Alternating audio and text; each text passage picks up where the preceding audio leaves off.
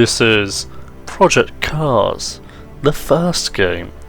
If you go through my channel, there is videos on Project Cars 2 and 3, but I never did a video on the first game. So today we're gonna have a look at that. Oh no, don't want to cut back into the intro again. I'm playing this on PC. It was a bit of a pain in the ass to get working. I had to jump through a bunch of hoops because I assumed it was an older game. It came out in 2015, I think. But I couldn't get my wheel to work with the game, so I'm having to play on controller. And the game would not stop opening in like window mode, which is the most annoying thing on planet fucking Earth. But we fixed it, and we're just gonna see how the game is for 2025. I think if it's 2015 the game came out, it's been 10 years since Project Cars 1 came out. So let's just have a look at some of the cars, shall we? Let's go into solo, change vehicle, right. So I've got the DLCs as well, but obviously the car list is still quite varied. There's some decent cars on here, but there aren't as many cars as obviously Project Cars 2 and 3. But still some very cool cars. So we're going down the list. We got the old Audi R8 there, really cool. We got the Audi R8 LMS, BSE Mono, a bunch of BMWs. I love the Le Mans cars. We'll be driving one at least in this video. Speed 8 as well, wow. And then we've got the Caterhams, got Indy cars, which is cool. Some V8 supercar action, some stock cars, the old Fork Mark IV, some Trans Am cars as well. Then you got your Formulas. Then you got the Formula Renault 3.5 as well, which is cool compared to the other Formula cars. The Gunpowder Apollo, which is a car you do not see in video games nowadays. There's a bunch of old Lotuses in this game as well, of course. For some reason, simulators around this time, like Assetto Corsa and Project Cars especially, had a bunch of Lotuses in the game. There must be some sort of marketing deal to put the cars in there. But I think nowadays Lotus isn't actually doing so well as a car manufacturer, which is quite funny. You got the MX-5 Radball drift car, a bunch of McLarens, which is cool. Then you got the Mercedes Benzes. You got the CLK-LM, love that car. And you got some Mitsubishis, Pagani of course. There was a Pagani edition of this game, which was just Pagani cars. And you could pretty much only drive those 5 cars, which is cool because it was free to play. You could see if the game actually ran on your computer. But we press on and we've got a bunch of radicals, an old Renault Alpine Group 6 car. Don't think I've ever seen this before. That's cool. Of course you got your Renault Megans and Clios, some Ruffs, RUF maybe, the Sauber C9, love that car.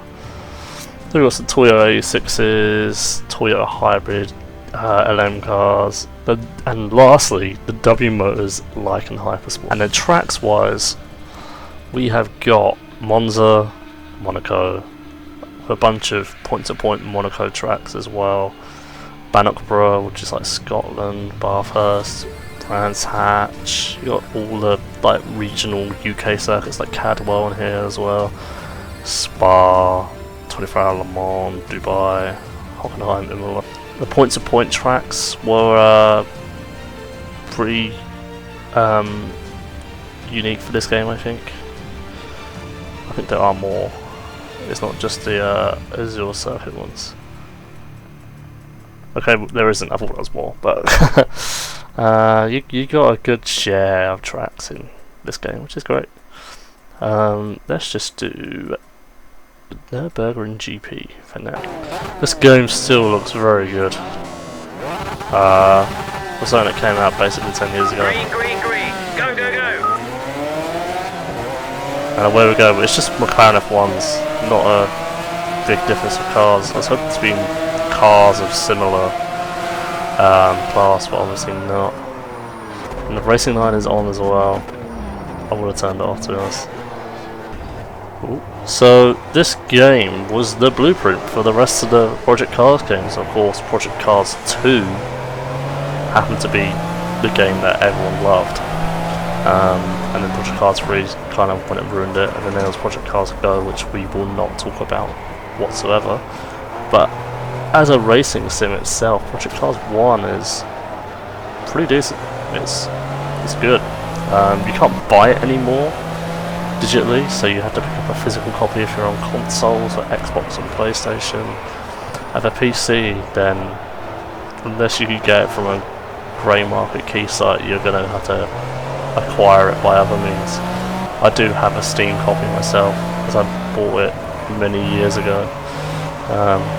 But yeah, you just have to acquire it legally, in quotations. Of course, helmet cam was a big staple of this game. The Need for Speed Shift games also had this, and they were made by the same developers.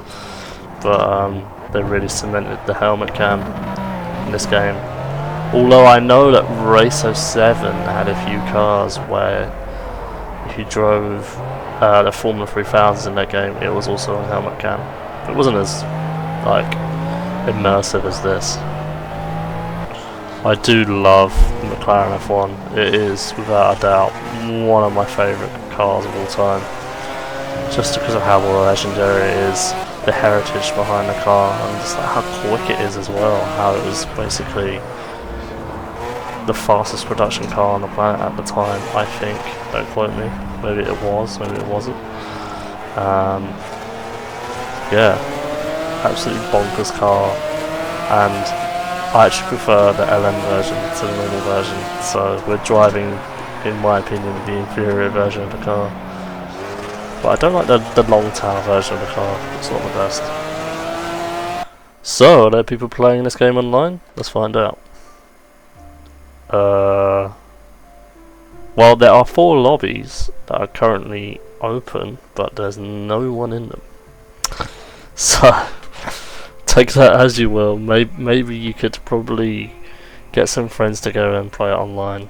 But one thing I have noticed is that the leaderboards do work. I think they do work on Project Cars 2 as well. I was just an idiot when I recorded that video, but you can in fact still do time trials on any of the tracks, in any of the cars. So that's pretty cool. Maybe I'll keep the game installed just to run some laps, because I used to do that on Automobilista 2. Then of course you got career mode, which is a big part of the game, but I think just for the last half of the game we're going to jump into another race with, I think, I wanted to drive one of the older LM cars, yeah, and we're going to do a lap around the 24, the Le Mans 24 hours track. Right, okay, here we go. It's a plethora of prototype cars on the grid here, and it stuck me at first. Oh my god, that's bold. Wow, I might let people overtake first, so I can at least cut through the pack a bit. Right, I'm basically in the middle of the pack now. Let's have a bit of a drive. There's some really cool cars on the grid right now. You've got a... oh, I cut the track there by accident. You've got a Sauber C9 there with a Castrol livery. I don't think that's true to life, but obviously the car is part of the class and that's why it's there. I imagine it's a lot faster than my Audi though. Oh my god, it's just cut into the fucking corner there, holy shit. Cool, along the straight, I think it's the Molson straight. Don't quote me, there's a lot of things that I think I do know about motorsport that then I sometimes get confused over, so please correct me if I'm wrong. There's also the version of the track with corners. I much prefer the track when it has no corners, you can just go straight the entire time. I know Gran Turismo and Grid let you do that. Maybe I did some of those games at some point. But as I said in the beginning of the video, the game does still look good for when it came out. I imagine when you tried to play this game on like a PC back then, it literally had to be a NASA supercomputer.